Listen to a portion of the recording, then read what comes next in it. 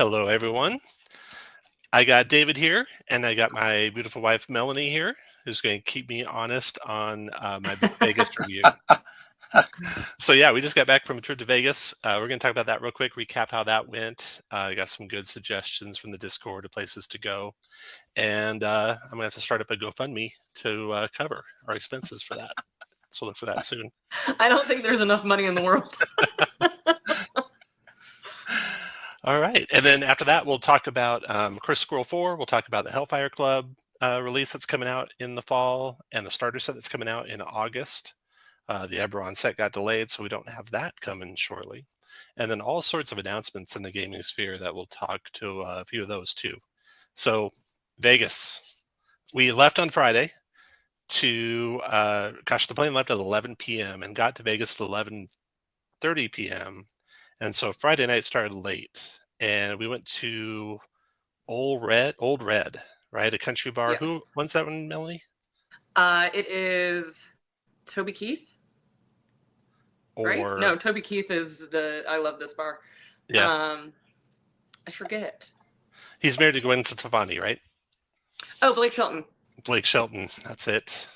And so that place was fun. And it's weird that in Vegas, a lot of places close like at midnight and 1 a.m. And this one was open till 4 a.m. So that's why we picked this one. Plus, we wanted to see it because it was brand new. And we get there, and there's like two different parties. We're going to get to why this happened in the end, but there's two different parties of like, we thought bridesmaids and brides all dressed in white, white dresses, white everything. And we're like, that's really mean to make all the bridesmaids wear all white dresses. And we met a British chap there who I spilled his beer. And so, or not his beer, but his drink. So I had to order a new drink for him. And he told me it was something like a Captain Mulligan. And I'm like, I don't know what a Captain Mulligan is, but I'll try. So I go to the bar and I say, hey, I would like a Captain Mulligan. And they're like, are you new here? Does your wife normally order your drinks for you? And I'm like, yeah, she normally does. They had no idea what a Captain Mulligan was. I had to call the British guy over, and it sounded like he said Captain Mulligan to them too. And they're like, what? And finally it was Captain Morgan and Coke is what his drink was. And none of us could understand him. So, and then we met some chaps there that we thought may have run the place because everyone knew them, right? And we talked to them. Oh, yeah. And apparently I guess they were just on their 11th day. Yeah, it missed their flight, and they're stuck in Vegas, like marooned in Vegas. I can't picture these guys.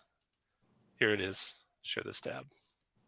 There is us with these chaps that this guy here next to Melanie seemed like he was the owner of the place because everyone knew him. And they were a lot of fun. So they're a cool group. So that was our Friday night. And then Sunday, we went to breakfast at Crack Shack, which is pretty good value, I guess. It's the same guy who does Shake Shack. His name is Richard Blaze. He's one of the top chefs on the Food Network. And it's Vegas, so you have a champagne vending machine in the Crack Shack in case you want your mimosa bottomless or whatever. So we ate there. That food is just amazingly good. And then that night we met your friend Priscilla, who's a DJ. Mm-hmm. And then we went to Firefly, which is a tapas place, and small plates, but lots of them. Really good food. Pretty good value, I thought. You went there a lot in college, right? Oh, yeah. They've moved about 4 or 5 different times. They just keep getting different venues. And then we went downtown to Circa, to Golden Gate, played blackjack, played some slots, had a tuna melt there. Saw Rome. I don't think I have a picture of Rome. I think you sent me a picture of Rome, though. I don't have it on my list here. Yeah. And Sunday morning, Primrose at the MGM Grand, which wasn't that great. What do you think of Primrose, value-wise? You know, it was no Peppermill. Right. Yeah. It's getting expensive to go to Vegas. And speaking of expensive, so that night we went for our anniversary dinner. And our anniversary is the same time as Gen Con. So I'm in the hole like 5 anniversaries. and what anniversary is this? We haven't had one yet. And then Melanie's counting every Gen Con I've been to before we were married. So I'm like in the whole like 20 anniversaries right now. But we went to Delmonico, which was fantastic. Really We good. want to see Delmonico in New York City, which hopefully we'll go to the end of this year and go to the original Delmonico's there in New York City. And they made up a happy anniversary plate for us. It was a lot of fun. And we're sitting there at Delmonico. And the reason also that we're there at the Venetian at Delmonico is because we're getting ready to go to the Sphere.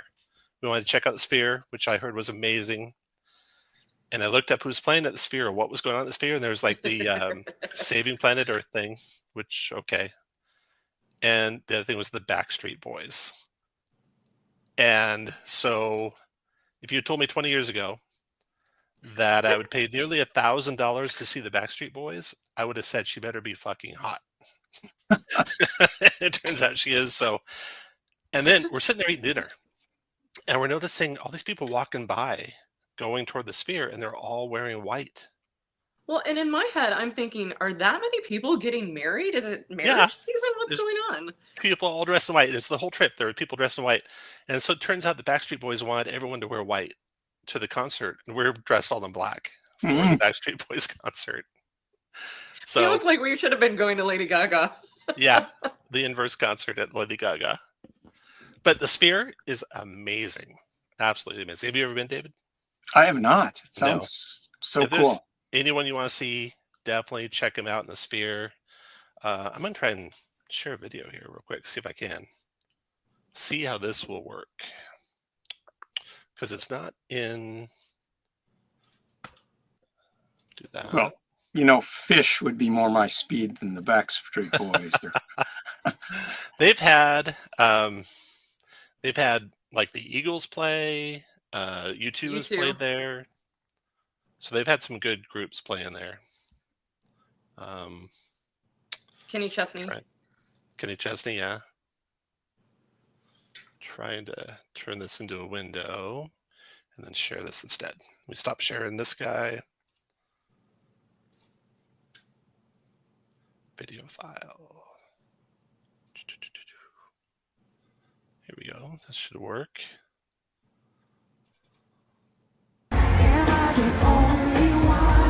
Here we are.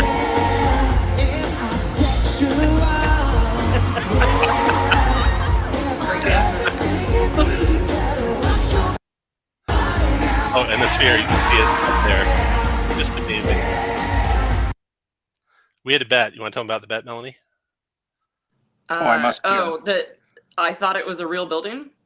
Yeah, so we walked in the Sphere. And it looks like you're looking at a stage and stuff behind the stage, and it all looks real, but it was all fake. Everything back there, and they project on the screen. In the Backstreet Boys concert, it was like flying through space half the time, on a spaceship half the time, just crazy graphics. So it was almost overwhelming. Like you kind of felt like you had vertigo almost. It was so intense. Yeah, you can feel like you're about to fall out of your chair a lot of times. And then, so that's great. I definitely recommend the Sphere. Leaving there, it is crowded as heck, right? So you're trying to get to the taxi cab line. It's a mile long. Trying to get an Uber. Here we go. It's an hour plus wait for an Uber for $100 for an Uber. So I got a hack for you guys. Go to the valet. There'll be some limos there, and say how much to go, somewhere in the limo. And they say, oh, it's $100. Is there any place that would be less than 100 that you could take us to? And you might imagine where they could take you to in Las Vegas for less than 100. So we got a ride for $50 immediately, bypassed the mile-long cab line, arrived at our destination, relaxed for a couple hours, enjoyed the view. Adopted some dental hygienists. Adopted some young up-and-coming professionals. And then got a cab ride from there for $15, a couple hours later. So that's a hack if your spouse is willing to go that route. That's genius, Tom. I admire that kind of. Yeah. That's the sort of hack that that you get from playing D&D for your whole life and looking for novel solutions around problems. And then our last stop, last morning, is the Peppermill. And if you want to get, so good. Let me remove this guy. Add that. There we go. And so Show this tab instead. This place is usually just completely packed. And you might remember it from Swingers, is the movie Swingers with Vince Vaughn and that crew. One of their first big films that they did. And it's got like a lounge you can go to while you're waiting for your table, and it's so retro. Very and the videos 1970s. are like, yeah, the videos are like you're watching MTV from the 80s. Early 80s MTV is all the videos. And it's a lot of fun. And then the value on the food is amazingly good. Just really good price, but you definitely want to share the plates, right? The fruit so much plate food. is like they're feeding an elephant. Yeah. It's like feeding time at the zoo. They bring that out. So I'd recommend, and then Park MGM was good because it was right adjacent to a CVS. So if you want to go and not spend too much, Peppermill's great. Definitely buy your stuff at the CVS for water and such. Don't buy that anywhere, or get your free water at the casino. Don't even touch it in the hotel room. Don't even touch it in the hotel room. Don't look at it in the hotel room. And then our flight home was good, except we flew through a thunderstorm approaching Wichita right at the end. And that's the first time I think I've ever heard a whole airplane full of people scream in panic. It felt like the wings came off the airplane for like a couple seconds with one of the bumps. We landed and then in Wichita. The cabin crew came to the back and said, "We need an aircraft engineers." Then they landed and beat the thunderstorm by minutes. We were trying to get off the airplane, and the airplane started to shake from the wind that was blowing, lightning flashing all around, rain pelting down. We thought, no way is our bags out. They probably cleared the ground crews to keep them safe from lightning.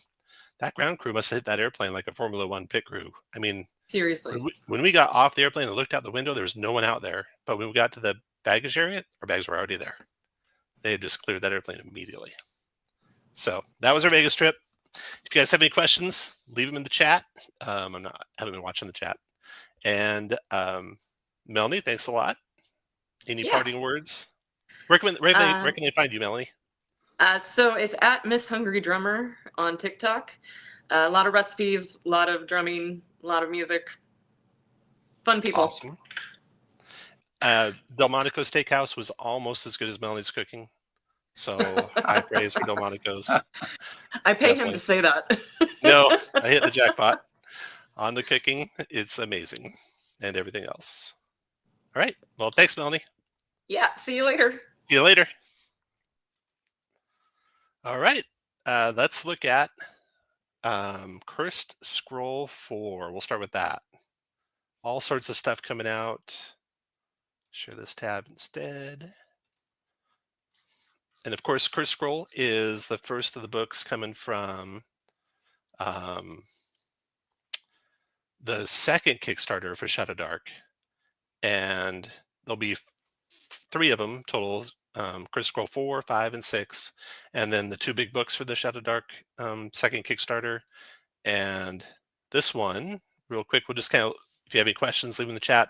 We'll look over all of the contents and see what we got here. So you have sections are characters. So there's some new character stuff, including 2 classes, one being the Ranger class, which was like an optional add-on to the first Kickstarter. And of course, I love how ShadowDark did the Ranger class. And I pretty much stole almost all of it for the d20play RPG Ranger.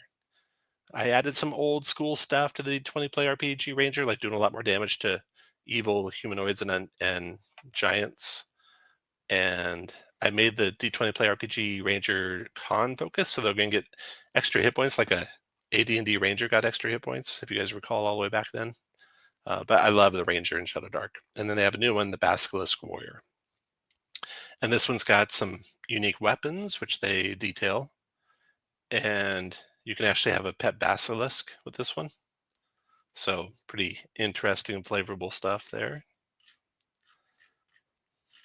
The switch from spells to herbalism with the Ranger, I think, was a master stroke because it really fits the flavor of the class in a way that spellcasting just fails to. Yeah. Hey, if you're watching in chat, give me a thumbs up if you can hear me. I just got a note that it lost connection to audio. Just say yes, you can hear us if you can. And then also, if you can see the screen, let me know in chat too. Thank you, Ruin Forged. Sounds good. Thanks, Simon. Okay, Amit, hi, Amit. Okay, so you got some new weapons there, including some obsidian weapons, which break easier, 1 in 20 chance of breaking, but do more damage.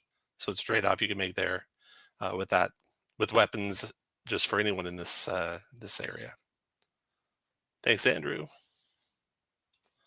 Okay, then we got Ranger, Basilisk, titles, new weapons. This is a neat thing that Kelsey's doing with the different aligned wizards have different specialties. And, you know, if you remember old legends and myths of Merlin, it was a lot of interconnection with druids on Merlin too. And so neutral wizards can be druids, have druid spells, and they're just wizard spells for neutral druids or neutral wizards. Some cool spells there, including Earthquake, including Befriend, can befriend an animal. Anima is an animated object. Tree Shape, Summon Storm. Mycelium is where you like connect to the fungus in the ground, and you can do like a commune type spell. So some cool new spells there, and I like that idea. So we're going to get a druid in here in Curse Scroll 4, and then 5 and 6 we'll have 2 different other ones for chaotic, which I think might be sorcerer, and lawful. I forget what lawful is going to be. So that's interesting. And then of course it's got all the spells for all those. And then it's got the Black River, which is a like wilderness setting. And the wilderness settings in the front of the book here with a hex scroll type setup. I don't know where you're supposed to start. River flows toward the south. I guess if you started where the numbers are starting at near 0, you'd start up here. Maybe you would want to be at hex 00 or 00001. Be a good place to start. That is one wide river. It is. At 6 miles to a hex, that's a super wide river.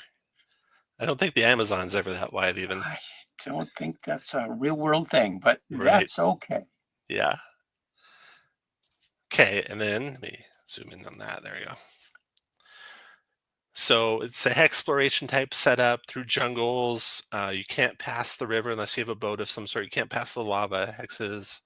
And each of these sites has a short description to them. So if you come to Black River, there's an overview that talks about traveling and what the civilizations there are. It's really cool with these void beings coming from kind of outer space a little bit, or the void. Got some rumors, got some rules on hex crawling, some points of interest random setup, and then some special encounters, including this cool one. Oatali awakens. The rainbow snake god soars overhead in the shape of a luminous feathered dragon of every color. Each creature who sees this rare display gains a luck token and regains 2d6 hit points. So that's cool. You can run into void beings. It can be earthquake, volcano erupting. And then you have your hex key, where every location that's on the map gets kind of a description. And the cool thing about these is they're all kind of interconnected, and they're not all hack and slash. A lot of them you can befriend and they'll send you on quests. And if you go find what they're looking for, give you more information. So pretty well written out, I think. And then there's 1, 2, 3, 4, 5, 6, 7, 8, 9 adventure locations. In addition to each of these named locations, there's adventures that are kind of mini adventures. Like there's this one with the army ants. Each one of them probably playable in a session. No problem at all. One page? Yeah, one-page map. One-page map and then one-page room descriptions. Here's the room descriptions here. So that would take you probably 2 to 4 hours, I would say, to play this one of these adventures. Do they say what level they are? Yeah, level 3 characters for that one. Basilisk Cult is level 3 characters. Black Ziggurat level 6 is where you can run into some of the void beings. All the way up to Star Map Temple looks kind of cool. Level 2 characters for that one. So I think it's really kind of a cool setting and lots of nice little adventures you can play. And then the monsters that go with them are all described.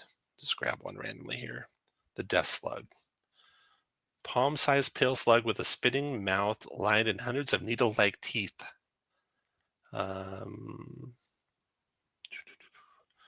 Plunges under your skin. Tunnels towards your heart. Die in 1 to 4 rounds unless it's killed first. And then you got a selection of void creatures. Black River Hex Scroll. So the end of it has got the special encounters or random encounters. And then the back cover will have some random treasure maps. So that's the zine. It's like 68 pages, I think. And yeah, 68 pages. And you're going to get 3 of these in the finished Kickstarter, plus the 2 hardbacks. So pretty cool little ShadowDark accessory, I think. I think we need to take a moment to appreciate just how horrifying that death slug is, where you're required to kill it while it's burrowing under somebody's skin, lest they die in 1d4 rounds. Yeah. Yikes. Did any camping Hex Scroll rules make it into this? Yeah, definitely did, Andrew. So if we go to Hex Scrolling right here. So travel per day, movement, weather, entering hexes, terrain, food and water, pushing. So there you go, 1 page Hex Scroll rules. Have there been Hex Crawl rules for ShadowDark before, or is this the first premiere of them? There's a little bit of hex crawling in the base ShadowDark rules, I believe. Okay. Maybe not as extensive as this, but a little bit. Yeah, and sounds like OSR Rock Grub's really deadly. Yeah, definitely. Yeah. Also, if you sign up for Kelsey's mailing list, you get 2 free adventures. I ran one of them, and they were pretty good. So I definitely recommend signing up for that if you don't mind getting emails about ShadowDark stuff, which aren't a lot. I mean, she definitely doesn't spam it at all. So I wouldn't be too hesitant to sign up for that. So that's the Curse Scroll. I don't know when the Kickstarter finishes. I would have to go look. If anyone knows when the Kickstarter is supposed to finish, where we get all the products, let us know in the chat. Now, next news we got. Let's go Stranger Things first. So Entertainment Weekly had this article. Stranger Things Dungeons and Dragons game lets you play Eddie Munson's Hellfire Club adventures exclusive. I think they're timing this to come out, concurrent with Comic-Con, probably. There might be some Comic-Con stuff happening with Stranger Things. So let's look at the video. There might be an ad with this video. Sorry if there is. Of course. But not a long one. Good.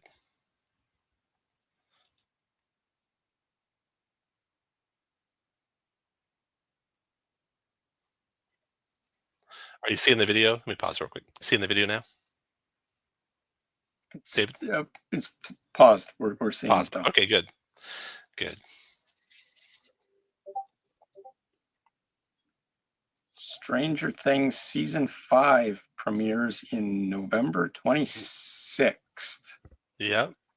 According to this. So it may be... But that was November 25, I thought. Okay. Maybe. I like these character sheets are reminiscent of first edition orange character sheets. Remember those? They've adopted a lot. Yeah, I do remember that. Yeah. And they've adopted the trade dress of Advanced D&D Adventures back there, which is a very cool touch. Yeah. It's kind of digging into some nostalgia for you and I, because that's our D&D origins, but it also taps into the Stranger Things. I love it. Yeah.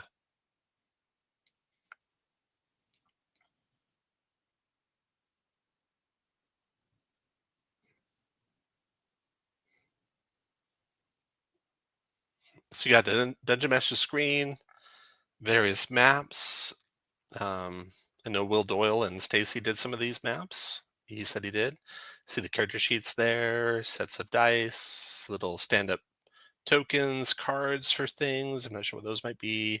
A pad, not sure what that might be. So, I mean, this is what D&D should always be doing, right? tying in with the big, whatever the big thing in the world is. And definitely Stranger Things. Now, they should have done that earlier, and they did. There was a Stranger Things starter box, I think, and season 2 or season 3 of Stranger Things. So, but it's good to see him continue that. It's billed as an initiative tracking pad. Oh, that thing? Yes, I believe so. I know they talk about that in the starter set. Well, I got news. My read on this is we've got 2 starter sets coming. 2 starter sets, yeah. This one and the other one, they're both at the same price point. Tellingly, they are both billed as board games. That So is they're odd. trying to fit into that slot. Yeah. In the past starter sets, they've tried to, I think, make them as cheap as possible to make them a very inexpensive entry point to people interested in D&D. That seems like a perfectly reasonable strategy. I know that some of those early starter sets for 5th edition were occasionally discounted to $10, $12 each piece or even less. Insanely cheap. This seems like this and the starter set, which we'll look at in a moment, at $50, $49.99 for the actual hard copy. They're billed as board games, and they're trying to scratch a different market niche where somebody would pick it up as something that would be an alternative to one of the many other board games that are out there. And that means that the playtime on these, at least for the starter set, is billed as a pretty high number. But let's have a look at it. Yeah. Okay. So here's the Hellfire Club one. Let's see what they talk about here. So turn your adventures upside down by the power of Hellfire. Together with your crew, take on challenges hotter than Hellfire. Gnarly battles with demogorgons and demo dogs, eerie dockside murders, and treacherous veil of shadows. Step back into the 80s. Retro cards, vibrant character sheets, Dungeon Master screen. Get the gang together, grab your snacks, invite your buddies, gather around the table. What's included? Okay, so you got a screen, 2-sided poster, 91 cards for spells, magic items, and monsters, and they're doing this with a starter set too. The idea being, like you're saying, a complete novice sits down at the table, and they just you hand them cards for what they're going to do, which is so much easier than a novice sitting at the table and having to share a book and look stuff up in a book and find it where it is in the book. Yeah, great point. Yeah. DAGGERHEART's doing the same thing, where you sit down, you have a bunch of cards, and your cards kind of make your character sheet. Even though you could have a character sheet that has no cards at all in DAGGERHEART, having it, I think, is there really for the tactile usage by new players. And there's a lot of bemoaning how much this was going to cost compared to before. You talked a little bit about how inexpensive the old sets were, for sure. None of them had all these cards. And so that's going to add a lot to the price. And DAGGERHEART's, what is it? $50, I think, with the cards included. So similar. It's not, you can't get the price way down with those cards. 72 tokens for player characters and monsters. 2 double-sided poster maps, 15 character sheets, 4 in-world handouts, combat tracker notepad. So yeah, you're right there. Set of 11 dice, quick start guide, 4 adventure booklets, 1 play guide book, 4 adventure booklets. And you'll see the Borderlands Kickstarter is kind of the same way, with separate adventure booklets. Yeah, the adventure booklets tie into the notion that this is going to offer a fair amount of gameplay for somebody who buys this as a board game and expects to get several sessions out of it, and even more so with the starter set. Yeah. Okay, so they have digital pack. This map's kind of cool. Let me open this a new tab. Share this. It's Grey Hawkins. The free city of Grey Hawkins. Castle Dyers, as in divers. Oak Shore. It was hard to be, I think, in Greyhawk. You got kind of like the gnarly forest over here, right? I see what they're doing there. Yeah. Shadows. The bright desert over here. Golden. I can't tell what that says. Golden meat, maybe, Golden Heat, something like that. Yeah. So you get this for your family, for your kids, for something. And gosh, I think about what kind of a job they have now to get new people into a game that's away from their iPads and away from their computers. That's kind of a tough challenge today. I'd love to be in the strategy meetings where they're trying to say, how do we get new people to play a board game? Yeah, well, Right? as somebody who spent 10 or so years running open D&D games at a store and having parents drop off their kids, the contrast between, playing in the Satanic Panic era of Stranger Things, where parents were terrified that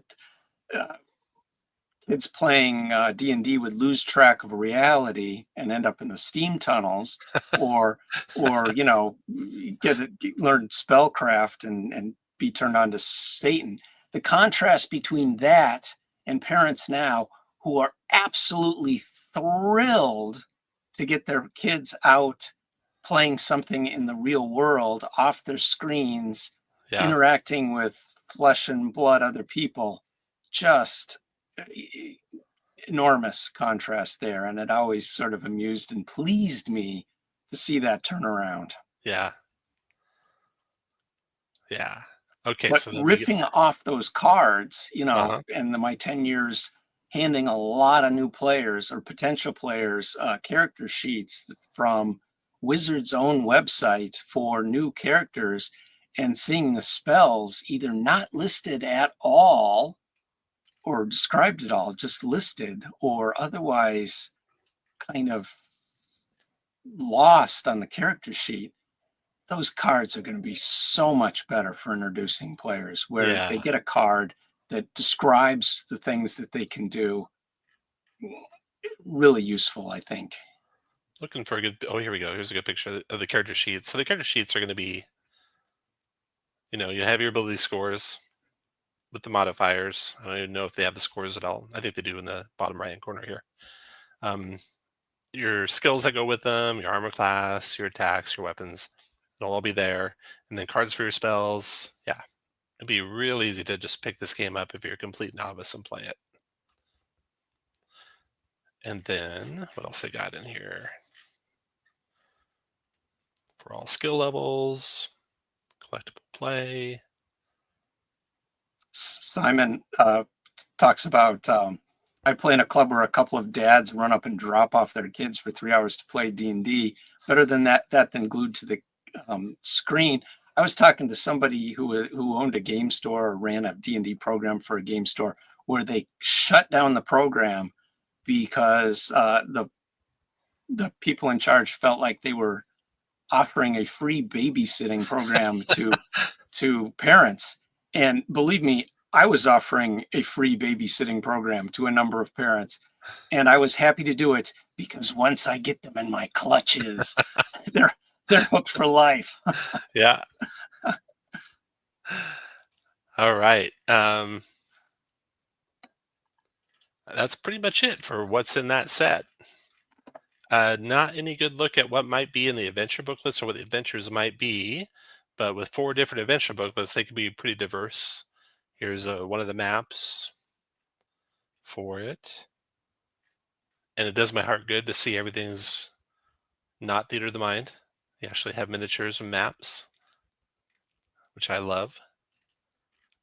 So that is that one. Now let's look at the other starter set that we're getting. Let's see here. Share this. Heroes of the Borderlands. Nearly the same price. In fact, it's like $5 less than Stranger Things. And this one talks about 40 to 60 hours of play. That's a lot of play for a starter set. Absolutely. And I have no board games in my collection that I've played for that much time. Right. Yeah. Quick start guide to start playing in minutes. 1 play guide and 3 adventure booklets for the Dungeon Master. 4 iconic classes for the players. It would be interesting to see how you can, expand that. What if there's 6 of you there? Does it work okay? 200 game cards for background species, spells, equipment, magic items, monsters, NPCs, and more. 18 maps. the Caves of Chaos Valley, the Keep on the Borderlands, and the Wilderness. So I just ran the Keep on the Borderlands recently. Great, fun adventure. A lot of prep if you want to do it all at once, but they break it down. We'll see where you can just pick up one area and you can like take turns running, separate DMs running different areas. Combat tracker that teaches new dungeon masters how to track initiative effectively. 11 dice. Let's look at the video for this one. Turn down the volume on that one. Can you see the video starting, David? It's paused at the moment, but fire it up.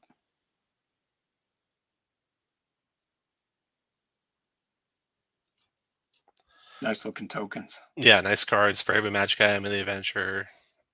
Different cards for every background. Different cards for, I can't tell what these are. Maybe more backgrounds. So Tokens you're for going to be monsters. building your character by selecting cards and slotting them into spots. Slotting them in, yeah. Yeah. The big monsters got some big cards to look at.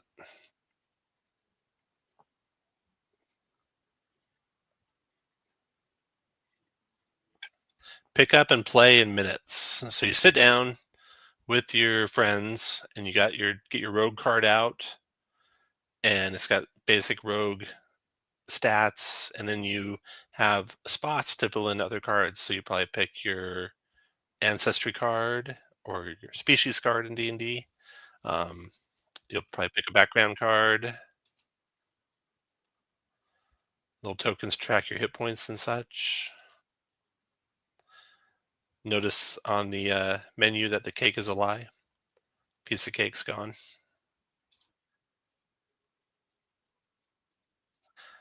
The cover artwork, I don't have a copy of the cover of B1, or I guess I could get it in a second, but it's a throwback to that. Adventures B1. Keep on the Borderlands, that's what that's called. Which is B2. It's B2, you're right. Gosh, a nerd card gets lost.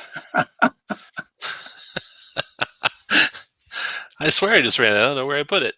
Keep on the Borderlands. Huh. I don't see it. Anyway, it's an homage or a throwback to that one. Oh, let's see what the maps look like here, the caves. Okay, so this is the exterior map with the caves by letter number. Oh, that's cool. So you can kind of maybe judge what might be in the caves by how they're drawn. This cave being the one of the big evil temple. So it looks different than these ones of the humanoids. That's cool. You're going to have, I think, a little bit more to do probably in the marshlands from some of the pictures I've seen. Oh, what these must be various NPCs. So you also got various NPCs. Backgrounds there. I bet these must be more NPCs. Little box full of cards, or probably not included, but to keep all your stuff. Keep on the Borderlands book, Play Guide book, Caves of Chaos book, and I think this is Wilderness book. So you'll have wilderness explorations, you'll have the dungeon crawling of the caves, you'll have political / roleplay stuff in the keep probably. Although there's some stuff that can go on that keep, so there can be some combat in there too. I don't see that little card pad, but they do reference it in the stuff that's included in this. So the initiative card pad should probably be in there too. Oh, I saw it right on the corner of the map or the screen, right over, right there, far right-hand corner. I think is the initiative tracker card.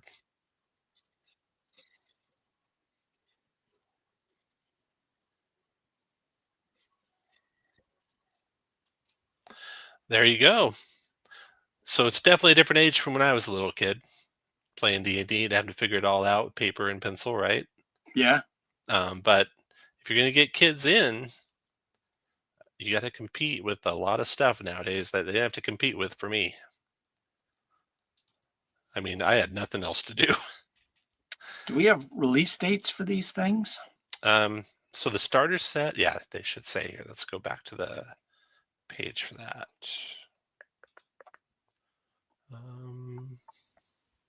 Close this. Pre-order now. Release date, September 16th. Okay. So we're looking at 2 months out for this one. And then the other one, Stranger Things, October. So just 1 month apart, and not even a full month apart. Yeah, and the Stranger Things is ramping up just a Yeah. month before the new season of the show. Yeah. So I we'll mean, have some. sadly, this feels like a huge miss on Wizards' part. I mean, this should have come out when they released the 2024 books, and they probably just didn't have the staff to make it happen, I imagine. And that would have split them apart further too, so they could get a lot of purchase and a lot of people buying the starter set, and then a lot of the same people would buy the other book, and now they might lose some of that with them so close together. Yeah, absolutely. Yeah. It's certainly not ideal, though I Yeah. suspect they invested a lot of work into these games, especially the starter set, with people who are not players, who are learning it for the first time, sitting in a room with a one-way mirror and trying it out. Yeah. Yep. Economics 101. It certainly, they were going through the whole fiasco of Sigil not coming out to what they wanted it to come out to or getting done, and they had all their eggs in that basket and spending so much money on that. I think that really harmed their tabletop stuff that they're doing. So that was really unfortunate. Heroes of the Borderlands should have been out 6 months ago, concurrent with the books, but at least it's coming out now. Better late than never, as far as consumers are concerned. What else do we have True. in here? 19 quick play maps. Board game, so they have pictures of the stuff there. Digital pack. I wonder if all the encounter locations have maps that go with them like that. I think what they're going to have is, in Keep on the Borderlands, they had the caves had letters, right? And so I bet each cave system will have its own map.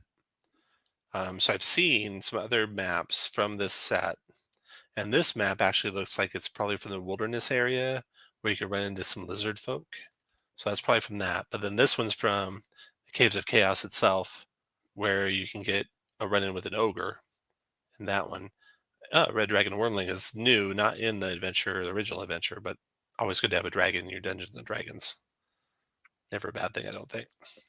These are some pretty dangerous foes for starting characters. Yeah, that Keep on the Borderlands was not easy on characters, that's for sure. Old or new. I imagine new won't be. Let's see what they talk about here. Save on prep time and get rolling right away on a new adventure. Pick up the ultimate bundle to receive the physical board game and the following. So yeah, you have your quick play maps, your pre-made characters, got all your tokens. Somewhere here they talked about how long sessions took. I'm not seeing it right now, but they talk about They do an tout hour. that 1 hour, which Yeah. is, I think, a great idea, because then you can sit down and play it in the sort of time span that you would expect for a simpler board game. Yeah. I'll playing into that strategy, but boy, is it hard to play a D&D scenario in an hour. Yeah, it really is. You can do a basic combat in an hour, right? Roll initiative and go. And your hour will be up by the time you're done. Not at first level. It should take you not long at first level to fight a bunch of stuff. But true. Yeah. So I ran the whole Keep on the Borderlands. Took us 4 sessions to do it. And we were playing a system. We were playing d20play RPG, which is like old original D&D as far as speed of play. And so that took 16 to 20 hours to do, and they're touting 40 to 60 hours. I don't know how you get 40 to 60 hours out of anything. So that'll be really interesting to see what their math is behind that when we get the actual book and see, no, that's more like 4 or 5 sessions, not 10 to 15 sessions of 4 hours. All right. So that's that. Dragon Delves. We played the first Dragon Delve adventure. What did you think? Non-spoilerly, spoilerly review of that one, David. Well, I enjoyed it. It was took us like 2 hours to play it. Probably would have taken a little longer if we were playing 5th edition instead of a more OSRE game. Yeah. But you know, it was the essentials with the dragon and a little dungeon and a few things stringing us along to get into the adventure. It was definitely a basic sort of adventure, but it was good. Fun stuff. Yeah, I thought it was really good. Feedback I'd give the designers. When the designers did the original starter set for 5th edition, they did not have the books out yet. And so they had to put all the rules they were using in a small little 32-page book, I think, maybe. I don't even know if it was 32 pages, but I think it might have been. And so they had to be real economical with what monsters they used. And this adventure isn't economical. They have all different varieties of all different monsters, and you don't need that for a starter first level adventure. It doesn't have to be a twig blight and a vine blight. Just make it a couple, 3 or 4 twig blights. And you don't have to have 10 different types of snakes. Just have one type of snake and multiples of them. So that's the one feedback I'd give them, because that would really help a brand new dungeon master who, in theory, is running this, right? First level, brand new adventure. Get prepped a little faster, understand things a little quicker and easier. If you break it into 2 parts, the 2 parts are only going to be an hour to 2 hours long, but that'll be a little bit easier to prep that way if you're starting GM. And if you just run it on the fly, I mean, and you're using D&D Beyond, everything's there for you. You can just right-click on anything and get another tab with the monsters you need in it. So I thought it was a fun adventure. I'm going to actually run it again on Thursday this week. We got 4 players, and we need 5. So if anyone watches this and wants to play that adventure using the d20play RPG, which is like OSR style complexity, ShadowDark style complexity, very fast running. You'll be able to make a character in 15 minutes. Just let me know. Reach out. Let me know that you want to play. Right. And don't be daunted by the rules, because they're easy. Yeah. Dead simple, and you can just play along. They're 5th edition rules, basically, and less complex than that, right? If you know how to play 5th edition, you definitely know how to play any OSR game. Well, any OSR game, you might have to reverse things, but you know how to play. So that is Death at Sunset, which we're going to run again on Thursday. And then I want to talk real quick about the d20play RPG. Share this tab. So those rules, we're in alpha right now, version 0.2.3, and out of the players added some of the dragons that you might run into in adventures. Like, I'm going to do more of these. But for example, a green dragon fledgling that you might run into certain adventures. Level 4 monster of renown, so it's got a little bit of bonus to its initiative. It can end effect on itself once per day for some damage to its hit points. I don't like 5th edition's way where it's like your spell has no effect and you're out of luck. I like it to at least do something. At least you do some damage to them hit point wise if they're able to negate your spell. And this just ends in effect. It doesn't give them automatic saving throw. So they would still take full damage from an area spell that does damage. It's just that if it also does something like dazes them, they could end that daze effect, or sleeps them, or stuns them, etc. They could end that. So that's a little peek at the monsters there. Also working on formatting those a little better for the next alpha release. So you can jump on the Discord if you want to see the full rules. They'll be there. And if you're going to be a player, the character creation is just dead simple. You're just going to roll up your stats. You're going to pick your class, pick your race, pick your background, get some gear, some spells, and your alignment pretty much, and you're done and ready to play. And that'll take you like 15 minutes. So don't hesitate to sign up for that. I'm looking ahead to Halloweenish time frame, and there was a fun slot machine in Vegas that I played. Where is it here? Don't know if I have it or not. Yeah, there we go. I don't know if any of you have seen the Frankenstein slot machine, but I played that in Vegas. It was a lot of fun, and it got me kind of nostalgic to run something Frankenstein. In addition, there's the Guillermo del Toro movie coming out on Netflix, although I think it comes out in November, so it's not going to be before Halloween. So if you have any good suggestions for really good Frankenstein type adventure, let me know in the chat. Let me know in the comments. I'd like to know. There's this one, which looks promising. The Haunting of Lanternwick Heights for 4th level characters. And I like it too because it uses maps by Heroic Maps, which is my favorite map maker. And well, since you know what I'm talking about, having Frankenstein involved, there's some spoilery stuff there. So where is that? Yeah. So you got the lab in there, and the flesh column happening. So that might be a fun one. I might run that one. And I also, of course, want to run Ravenloft again, both with d20play RPG. So look for that coming up on Halloween timeframe. I'm looking forward to that. And then last step is Gen Con, which is next week. David's not going, sadly, but I'm looking forward to going, seeing a lot of friends there, seeing a lot of you there.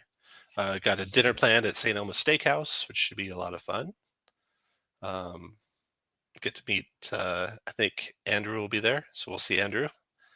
And speaking of Andrew, their Kickstarter is going into its proof. So that's Devoured Labyrinth that they did. And they're doing their proof version of it, which is like the last version they do. They send it out to backers before they print. And so it's basically the finished product before print. So that's coming out shortly. You can check that out. And that one is a similar play. Yeah, d20play party. Yeah. Similar style of, it's ShadowDark, right? And it's similar layout to the Black River in Hex Scroll 4, Hex Scroll. They did theirs really interestingly. They have a really cool mechanic where you go all the way from, you can do 0 level all the way to 10th level. And the 0 level dungeon crawl, I run that. That's on my channel. You can check out what that looked like. And I ran one of the adventures. It was a level, I want to say 3 or 4 adventure that I ran. 3 Demon Cave, I think it was. And that was a lot of fun. That was by Joe Rosso. And they have in that Kickstarter like 30 adventures, 40 plus maps, take you from level 1 to 10 in a jungle crawl. So I'd definitely check that out if you have a chance. Another good product. All right. Anything else you want to add, David? Next game convention for me is Gamehole, where you will be too. So yeah, that'll be Game fun. Yeah. We saw a preview of the covers for the 2 Forgotten Realms books. I don't know if you've got those. Let's talk about queued that. up. Yeah, let's talk about that a little bit. So don't know how much I should be sharing of this. I'll jump around a little bit. Okay, so they talked about Game Informer just released an article, Rediscovering the Forgotten Realms. We got 2 books coming for the Forgotten Realms.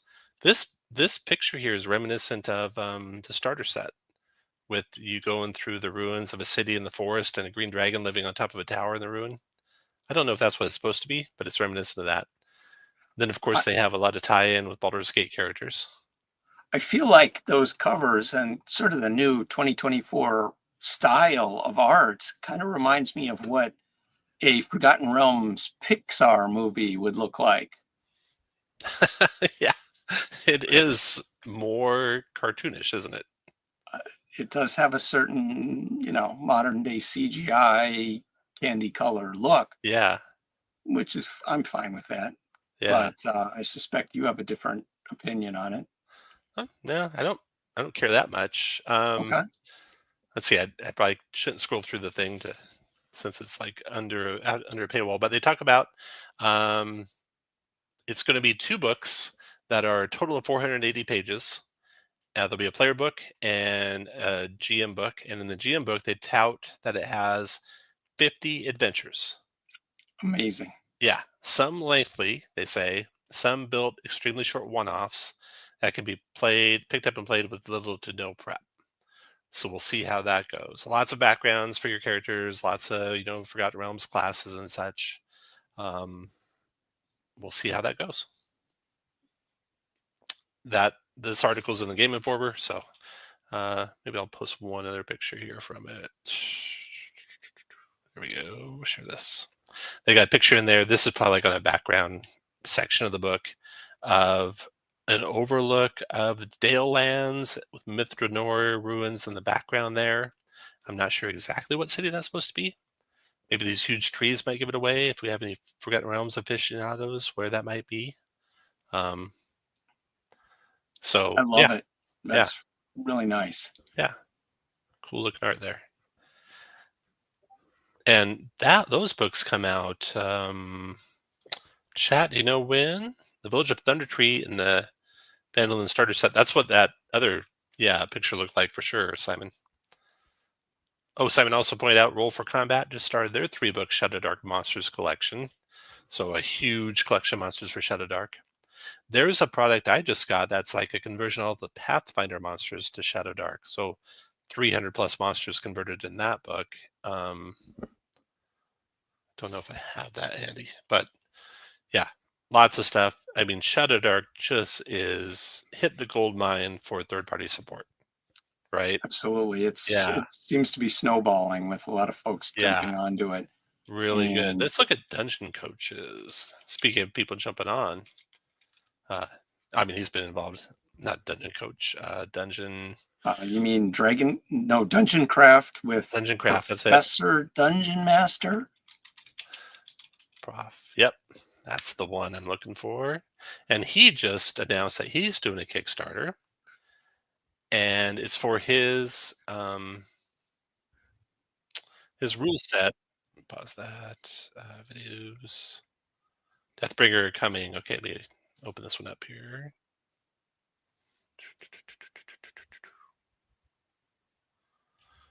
And share this. Yeah, his video dials up the doominess and to such an extent that it almost seems like a bit, but obviously isn't quite. He's quite aware that he's going up close to that. This is almost a parody of D&D Doom. Right.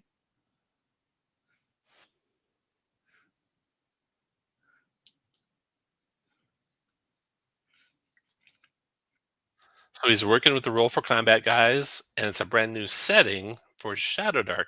I thought Deathbringer was going to be its own system. So he's going the ShadowDark setting, which is going to probably be real beneficial for him, I think, sales-wise. And then he speaks later in the video about how he's going to do the actual Deathbringer system next year, it looks like. So Deathbringer will be an add-on to ShadowDark and a setting, and then he'll do a system after that. So very interesting. And then Roll for Combat, they just did their big release. ShadowDark is getting lots of love. He does talk, I'm not going to play the whole video, but he does talk about a mechanic for death where you get more character features or powers after you die. And you die 3 times. So it's like a power-up to die in the game. Yes. Which is very cool.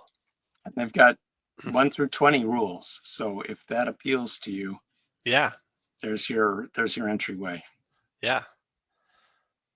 So that's a cool one. Got just all sorts of stuff coming out right now. Did I miss anyone? I think I got most of them. Got a comment here in the Discord. Oh, Cosmere. So Cosmere is coming out like in the next day or two, which is the Brandon Sanderson, setting book. Had enormous Kickstarter. We'll see how it does. It's real interesting because there's another enormous Kickstarter book that made like 9 million Kickstarter that just kind of petered out, right? I think it's really important that you have a broad spectrum of people who like your game and want to produce for your game dev lakes. That's the gold mine, they brought with the D20 system in 3rd edition that they didn't realize they had when they messed it up 2 years ago. Now they're paying the price for that in spades. But and ShadowDark really reaped that, and is could not have happened to better people. So I'm glad for them for sure. Have you looked at previews for the Cosmere RPG at all? Yeah. Have you seen it? Very opinionated, shall we say, about how the game should go, or is it more of a? I don't know how opinionated it might be. Sort of a by the numbers D&D type, but with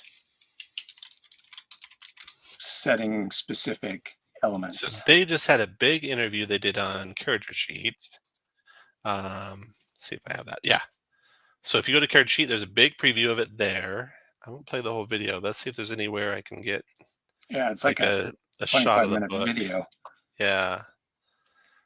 The book looks impressively big, and it's a multiple book set. He had early on here something. So this is an adventure. Here we go. Here's a character talent. They're looking at the talents the characters had at beta and how they're going to be in the final. They got symbols for activations. I don't know if they're the same as the Pathfinder symbols, where it's like action, multiple action, bonus action, but they have all these different stances and such. They talk about how it's from the ground up made to be multi-classing, so you're always multi-classing, taking stuff from multiple different talent trees.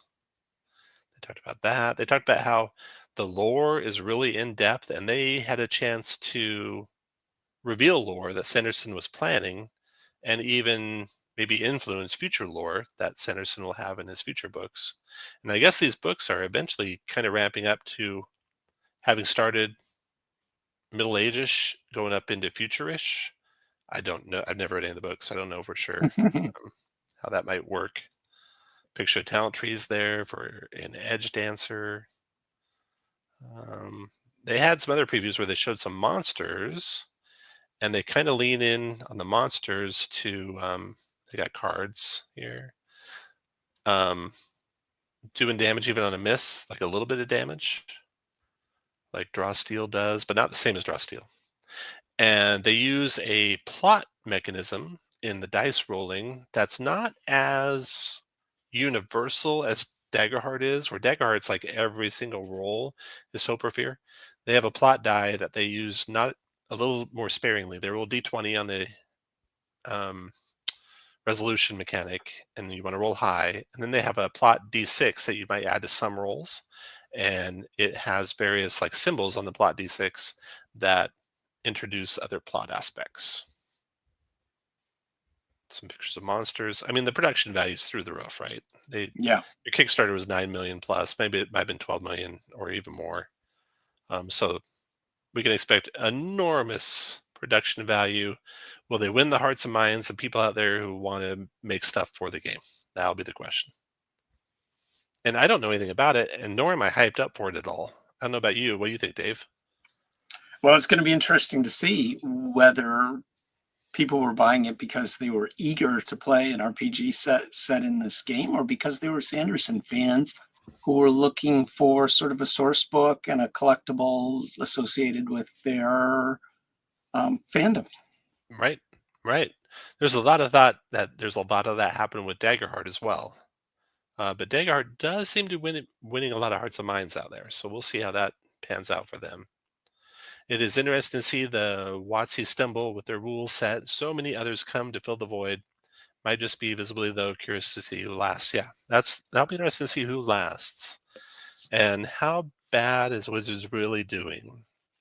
We don't know for sure how much it's hurting them, but I gotta think it's hurting them a lot. And I feel bad for the designers there, right? Because they didn't make that decision. And now there are two of them left. Your two big designers left. Was it because of all the bad blood that's there now in the community that they left, or were they just done with their career there? They're like, hey, we did the whole new book. And maybe they were kind of fed up with the whole new book too, because that revision of the game might not have been what they wanted. They were told maybe to, hey, make a new revision, make it fully backward compatible, so you don't really exercise your design muscles much that way. You're just kind of tweaking stuff, and that might not felt great to them. And now they're off to other stuff. So interesting times. All right. Anyone else in the chat got any questions? Any other questions from you, David? I'm set. All right. Reach out if you want to play in that Dragon Delve's first adventure using the D20play RPG. It'll be a lot of fun, and I can promise very dangerous for your character. See you guys all later. Bye, folks.